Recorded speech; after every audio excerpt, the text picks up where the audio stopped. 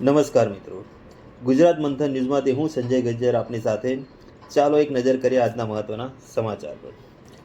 અમદાવાદ શહેર સ્થાનિક સ્વરાજની ચૂંટણીને લઈને તમામ રાજકીય પક્ષના ઉમેદવારોમાં હાથીજન રામોલવાડ વિસ્તારમાં કોંગ્રેસ પક્ષના ઉમેદવારો દ્વારા જનતાના હિતમાં તમામ પાયાના પ્રશ્નોને પ્રાથમિકતા સાથે ઉકેલવાના વચનો આપવામાં આવ્યા છે. આપનું નામ અને પરિચય? નારાયણ ભરવાડ, ઉમેદવાર 48 રામોલ હાથીજણ વોર્ડ. નારાયણભાઈ, સ્થાનિક સ્વરાજ્યની ચૂંટણી છે, કયા મુદ્દાઓ છે જેને લઈ અને આપ જીતશો તો આતુર છો એ મુદ્દાઓને સોલ્વ કરવા માટે?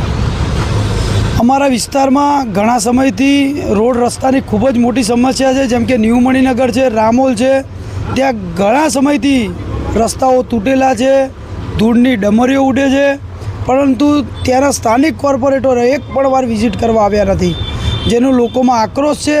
તેની નામ અને પરિચય? મારું નામ બીના મોદી છે. હું રામોલ હાથીજણ વોર્ડ 48માંથી ઉમેદવાર તરીકે કોંગ્રેસ પાર્ટીમાંથી છું.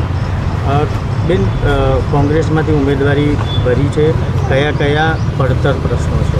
પડતર પ્રશ્ન તો આપણે અહીંયા આગળ રોડ રસ્તાનું પહેલું છે કે છેક CTMથી લઈને રામોલ સુધી બધા જ રસ્તા ખોદી કાઢ્યા છે. પહેલાં ગટર લાઇનનું કહીને ખોદ્યા, હવે એ જે ગટર લાઇનનું કામ ચાલુ કર્યું એ પછી રોડ પૂરાયા નથી. એના લીધે જે સિનિયર સિટીઝન છે એ બિચારા જતા હોય તો એમને કમરનો દુખાવો છે, નાના છોકરાઓને પણ અત્યારે આ તકલીફ થાય છે. અકસ્માતની સંખ્યા વધી ગઈ છે કારણ કે ટ્રાફિક એક બાજુ જામ થઈ જાય છે અને ડાયવર્ઝન એવી રીતે આપે છે કે કોઈ રસ્તો બીજો રહેતો જ નથી, આપણે તૂટેલા રસ્તા પરથી જ જવું પડે છે.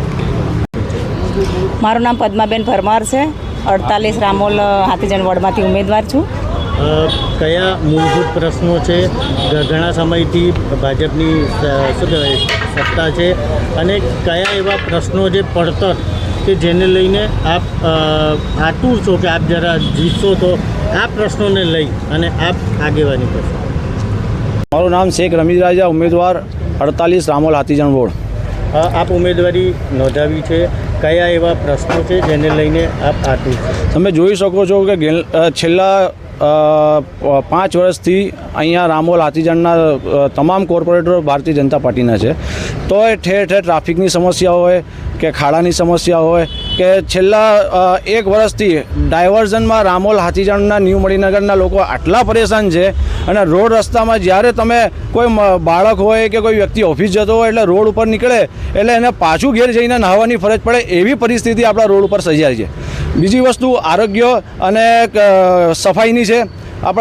જ્યારે આપણા રોડ ઉપરથી નીકળો બરાબર છે તો ઢેર ઢેર કચરાના ઢગલા તમને જોવા મળશે બરાબર. બીજી વસ્તુ કે તમે છેક જામફળવાડી સિવિક સેન્ટર છે એના પછી હાથીજણ સુધી એક પણ સિવિક સેન્ટર આપણને જોવા મળતું નથી. સરકારી હોસ્પિટલ હોય કે સરકારી સ્કૂલ હોય, બધાની પરિસ્થિતિ એટલી ખરાબ થઈ ગઈ છે કે બધા જ વિદ્યાર્થીઓને પ્રાઇવેટ સ્કૂલોમાં જવાની ફરજ પડે છે. એટલે આ વખતે કોંગ્રેસ પાર્ટીનો અમે આભાર માનીએ છીએ કે તમામ યુવાનો શિક્ષિત છે અને યુવા ઉમેદવારો આપ્યા છે. એટલે અમે પ્રજાના પ્રશ્નોને પહેલાં સાંભળીશું અને જીત્યા પછી એમનો પૂરેપૂરો ઉકેલ લાવવાનો પ્રયાસ કરીશું. આભાર.